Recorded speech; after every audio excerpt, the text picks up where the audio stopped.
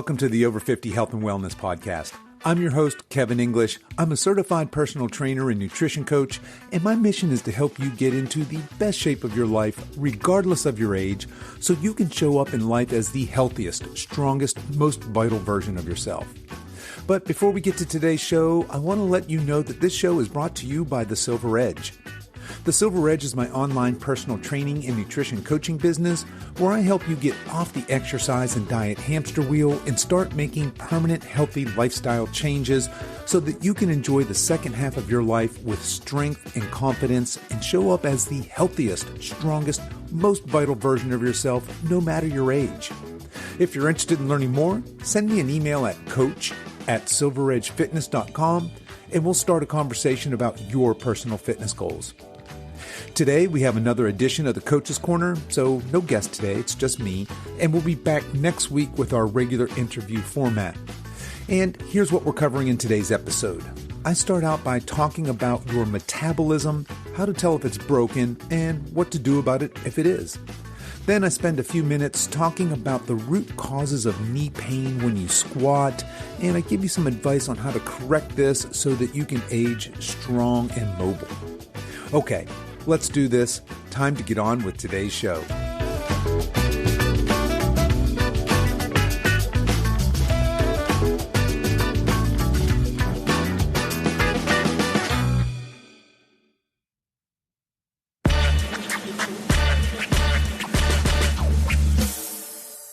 How to fix a broken metabolism.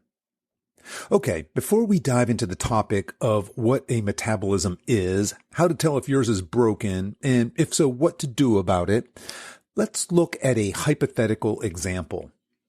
Helen is a 58-year-old recently divorced real estate broker. She's 5'4" and weighs 149 pounds. A couple of years ago, her pre-pandemic weight was about 128, and she's been dieting pretty much nonstop for the last year and a half with very little to show for it. It seems as soon as she loses 4 or 5 pounds, she plateaus, and then somehow the weight magically just creeps back onto her body. She was a runner when her kids were young, and she frequently ran in local 5K and 10K races, and she did the occasional aerobics class with friends at the YMCA. For the past 6 months, she's been going to spin classes 5 days a week, and lately she's thrown in an extra couple of 30-minute runs in an attempt to jumpstart her weight loss. She's following a diet that she found online and is currently consuming about 1,000 calories total each day. In an effort to eat healthier, she's tried to cut out meat and fat and is substituting with plant-based meat alternatives and choosing products that are labeled low fat. She's considering trying the keto diet based solely on a story that her friend told her about an amazing weight loss that her cousin's husband had when he went on the keto diet. Her stress is through the roof. Work is absolutely crazy, and her phone is blowing up at all hours of day and night with no relief on the weekends. Her 20-year-old daughter has recently dropped out of university and is temporarily living with her mom and working evenings at a local restaurant. She loves her daughter, but she's disappointed that she dropped out of school and seems to have no direction or ambition whatsoever. Whenever Helen tries to talk to her daughter about her future plans, the conversation turns confrontational. And meanwhile, her ex-husband, don't even get her started on that asshole, somehow he's managed to get himself into great shape and is already in another serious relationship with a woman 10 years younger, and he's been posting pictures of them in skimpy bathing suits in tropical vacation destinations. Helen's sleep, which was never great to begin with, is deteriorating. She's drinking wine pretty much nightly to help her deal with the day's stress and to fall asleep, but she's waking up multiple times through the night and gets about 5 hours of sleep on a good night. If I had to summarize Helen's health up in one sentence, I'd say she's a metabolic train wreck. So let's leave Helen for the moment and talk about what we mean when we say metabolism. At a very high level, your metabolism is responsible for converting food into energy at the cellular level, which is measured in calories. So the food you eat is broken down into energy that fuels all of your cellular processes, which allows your cells to do things like grow and reproduce and to stay healthy and respond to their environments. And metabolism can be broken down into two main processes, anabolism and catabolism. Anabolism refers to storing of new energy and supporting new cells and maintaining bodily functions, while catabolism, on the other hand, refers to the breaking down of that energy to fuel and move your body. The rate at which you burn calories or energy is called your metabolic rate. You may be familiar with the term BMR, or basal metabolic rate, and this refers to the number of calories your body burns just to support your vital functions.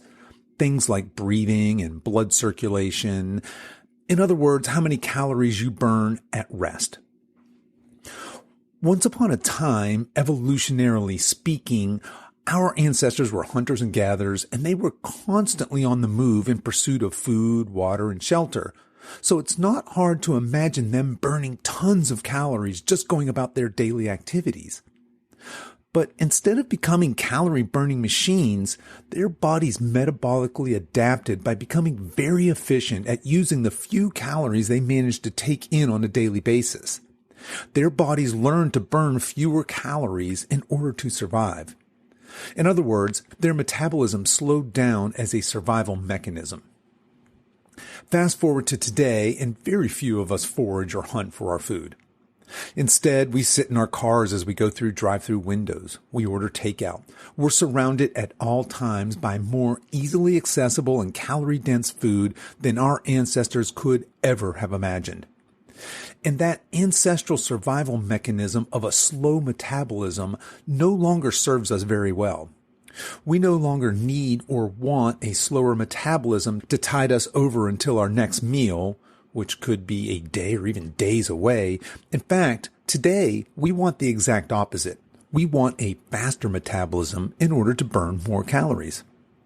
Given that our bodies are evolutionarily designed to be efficient and slow our metabolism as much as possible, what can we do to stoke our metabolic fires and speed up our metabolism? Scientists used to think that our metabolism was primarily a function of genetics and that metabolism naturally slowed as we age. But we now know that neither of these assertions are true. Genetics play only a tiny part in your metabolism, and aging even less so.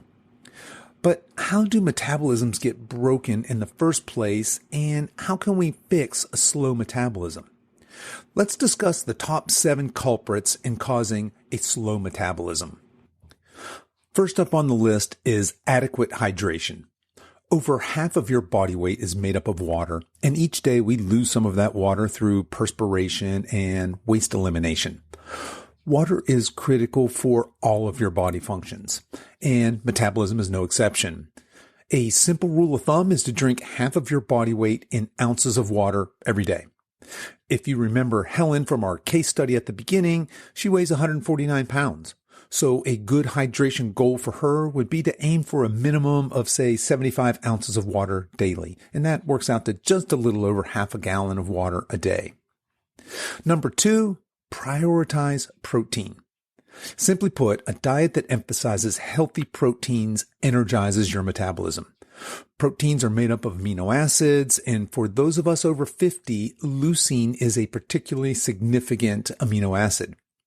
Leucine has a critical role in energy metabolism, regulation of insulin, use of blood glucose, and stimulation of protein synthesis in your muscles. In addition, eating protein burns more calories than eating other types of food. So, how much protein should you eat? A good rule of thumb is to eat 0.7 to 1 gram of protein per pound of ideal body weight. Helen's ideal body weight is 128 pounds, so a good goal for her would be to eat roughly 90 to 128 grams of protein every day. Number 3 on this list is manage stress. Stress can negatively impact your health, and stress triggers the release of hormones that increase stored abdominal fat and ultimately slow your metabolism. And chronic stress is particularly offensive. The first step in an effective stress management strategy is to recognize your stressors and then come up with ways to either avoid or mitigate those stressors. Many people find that having a meditation, prayer, or journaling practice are effective strategies for managing stress. Number 4 on our list is improve sleep. Healthy sleep habits make everything better, like seriously everything. And science tells us that not getting enough sleep, and 8 hours is still the gold standard, causes metabolic dysregulation. If you don't already have a bedtime routine, consider things like turning off all electronics at least an hour before bedtime. Go to bed at the same time each night and sleep in a cool, dark room. Number 5, increase daily activity. Most people in our society are sedentary. Unlike our hunter-gatherer ancestors, we no longer need to move to obtain food and water. Most of us sit in our cars on our daily commutes to jobs where we sit at desks all day, and this wreaks havoc on our metabolism. But there's an easy solution: walking. Walking is one of the most undervalued forms of exercise. Aim for 8,000 to 10,000 steps a day for optimal metabolic health. But if walking is good, then running must be better, right? Well, not really.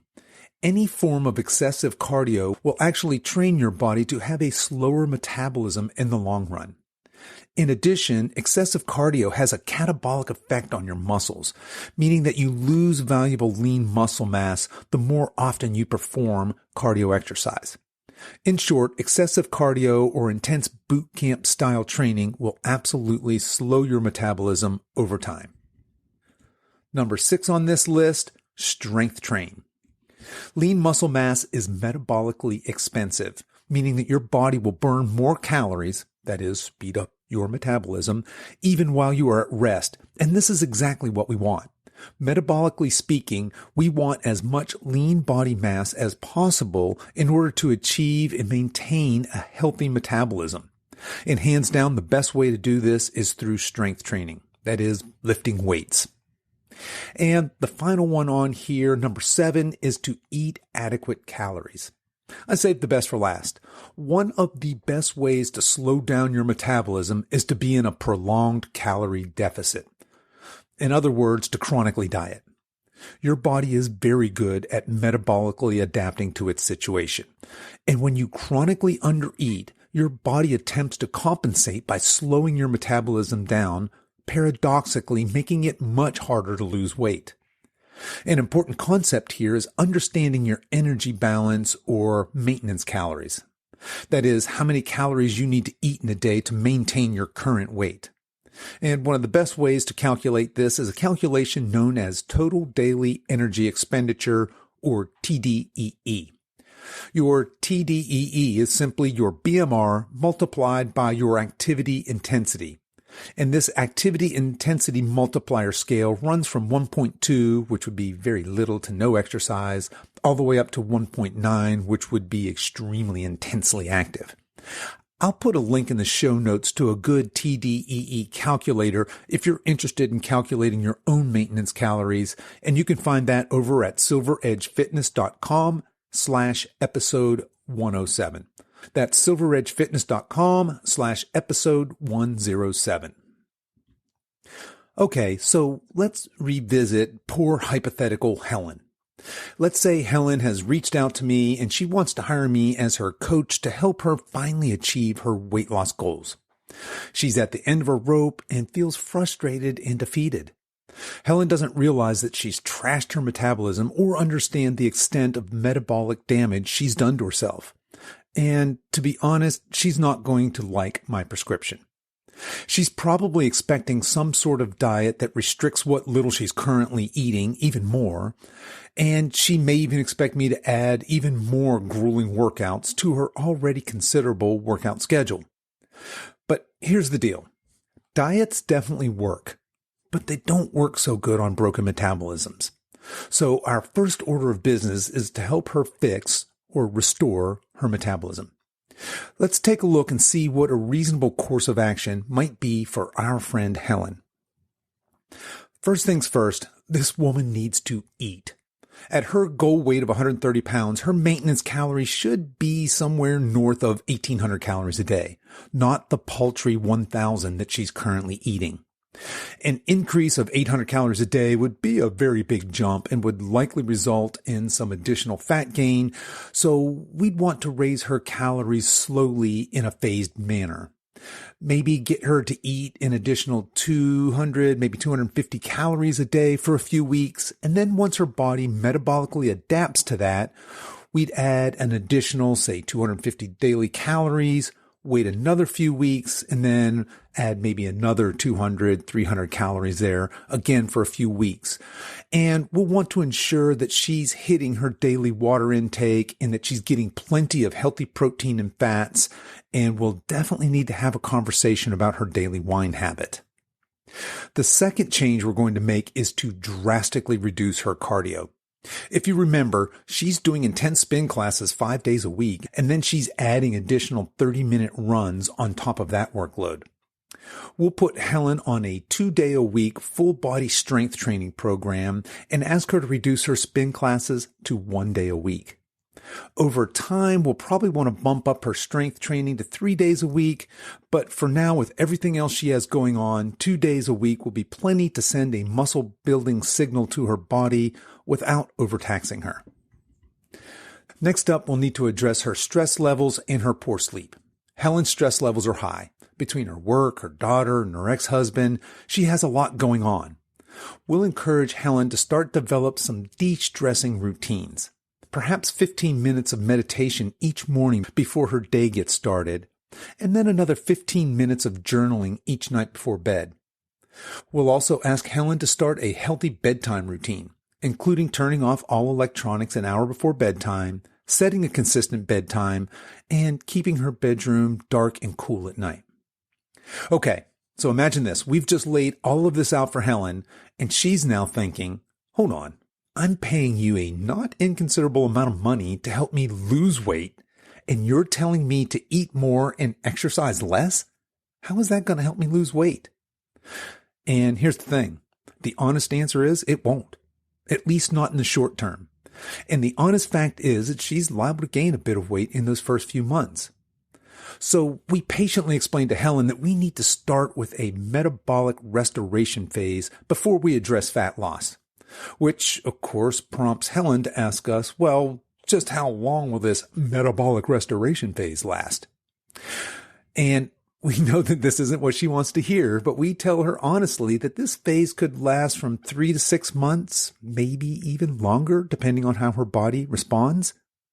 Okay, so by now Helen really isn't feeling our sales pitch at all, but she sticks with us and she asks what happens after this metabolic restoration phase. And we replied that she's now finally ready for an accelerated fat loss phase, aka her diet. And since she has about 20 pounds that she wants to lose, we tell her that we'll likely break this into 2 phases. We'll put her into a calorie deficit and drop the first 10 pounds. Then we'll bring her back up to maintenance calories for a short period.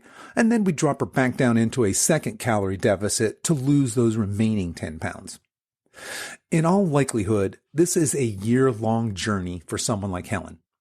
And along the way, we'd want to teach her healthy lifestyle integration techniques so that she can maintain her ideal body weight for the rest of her life. But here's the pot of gold for Helen, her payout at the end for being so patient. She started this journey stressed, undereating, and overexercising with a body she wasn't happy with. 12 months later, not only does she have her ideal body, but she's eating a healthy amount of food, she's never hungry, and her mood, energy levels, and libido are all improved. And her blood work and her annual physical, it's the best it's ever been. My final takeaway is this. If you're a chronic dieter and you just can't seem to lose weight, even though you're putting in hours on the treadmill and eating less and less, the answer might be in restoring your metabolism to a happy and healthy state. And doing more of what you're already doing is only making matters worse.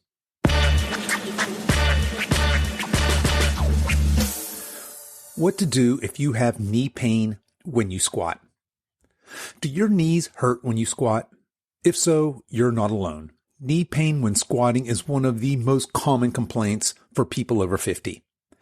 And if you tell your doctor that you're experiencing knee pain while squatting, he or she will almost certainly tell you just to stop squatting. But let's pause for a minute and examine this well-meaning advice. Let's say you went to the same doctor and you told him that you have pain when you walk. Would their advice still be the same? Would they tell you to stop walking? No, of course not. That would be ridiculous. They would look for the cause of your pain and hopefully come up with a treatment plan to get you walking pain-free again. When someone tells you you shouldn't squat due to knee pain, or really for any reason, what they're really saying is that you should forfeit being able to sit down and get up unassisted, whether that's from your favorite chair or from the toilet. And here's the thing. If you don't address the root cause of your knee pain will only get worse over time. By ignoring the root cause of your pain, you're actually weakening and worsening your knee. So, what causes knee pain while we squat, and what can we do about it? Far and away, the biggest culprit in knee pain, specifically when squatting, is related to the hip. The cause is general weakness, instability, and immobility in your hip area. And this most often occurs with people who sit most of the day at desk jobs, but it can also be caused by folks who do a lot of running. In either case, what happens is that your IT band becomes excessively tight over time. Your IT band is made up of fascia, and it runs from your hips along the outside of your thigh and connects in at your knee. Fascia is a band or sheet of connective tissue made up primarily of collagen that stabilizes and closes and separates muscles and other internal organs. In this case, the fascia of the IT band becomes extremely tight. A quick but temporary way to loosen this fascia up is to foam roll your IT band.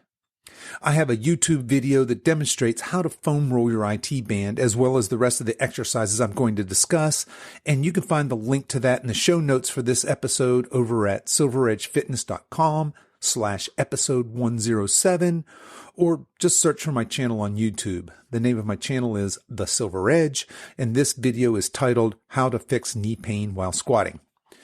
So if you have pain in your knees, try foam rolling your IT band before squatting and see if that relieves your pain when performing the squat. Although foam rolling might bring some relief to your knee pain when you squat, foam rolling alone isn't addressing the underlying cause of hip weakness and immobility. For that, we're going to need to do some actual rehabilitation work. My favorite 3 movements for eliminating knee pain while squatting are the 90-90, the Mcgill Airplane, and lateral banded walks.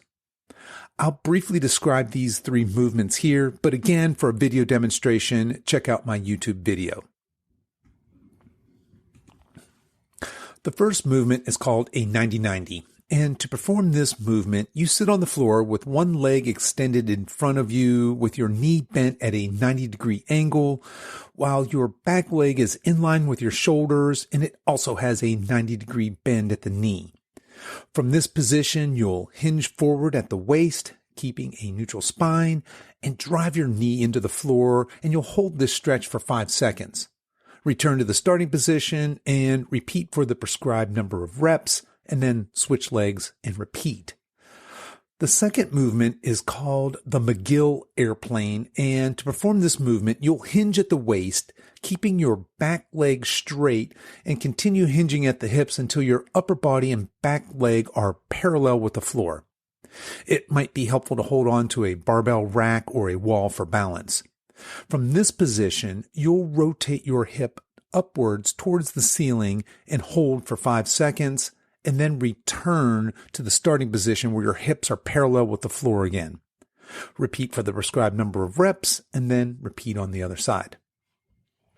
The last movement is called a lateral banded walk. To perform this movement, you'll step through one of those short exercise bands, or you can double a longer band, and place it just above your knees. You'll unlock your knees so you're in a quarter squat and step side to side, remaining in that quarter squat. Do the prescribed number of steps to the right and then on the left. Okay, so let's put all of these exercises into an actual rehab program. We'll want to start with foam rolling your IT band. Spend a good 5 minutes on each side and make sure to spend extra time in those painful tight spots. Next, you'll move on to your 90-90s. Do 3 sets of 5 reps per side. Remember that 1 rep is a 5-second forward hold. Do all 5 reps on one side and then move on to the opposite side. After the 90-90s, you'll move to the Mcgill Airplanes. We'll follow the same scheme here. Do 3 sets of 5 reps each side with a 5-second hold on each rep. And we'll finish up with 3 sets of 10 banded lateral walks. Take 10 steps to the right, then 10 steps to the left, and that's 1 set. If your space is limited, you can alternate between 1 step to the right, followed by 1 step to the left. And that's it. That's your knee pain rehab routine. These can and should be done daily.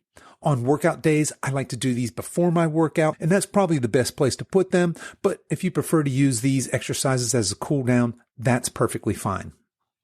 One last thought on knee pain while squatting. Don't be afraid to play around with your squat stance. Try experimenting with a narrower or wider squat stance. I personally found that a squat stance where my feet are shoulder width apart, maybe just a tiny bit wider, with my toes pointed slightly outward is ideal for me. Just make sure that whatever squat stance you're using, that you're driving your knees outward as you rise from the bottom of the squat. In other words, don't allow your knees to collapse inward. So that's it. If you're experiencing knee pain while squatting, try these exercises and hopefully you'll be squatting pain-free in the near future.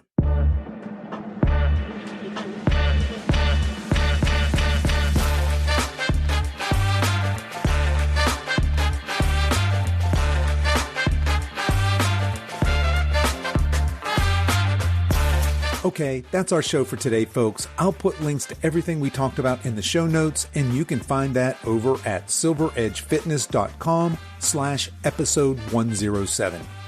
If you enjoyed this podcast, don't forget I have more free resources over at silveredgefree.com. There you'll find my mini guides with my top tips on nutrition, exercise, and lifestyle. So feel free to head over there and download anything that might be helpful to you and your fitness journey. As we wrap up our time together today, you can show your support for this show in 2 important ways. One is to tell a friend about this podcast and encourage them to give it a listen. The second is to give this podcast a 5-star review on whatever platform you listen to podcasts on, and be sure to subscribe and follow so you don't miss any future episodes. I really appreciate you spending your time with me today, and until next time, stay strong.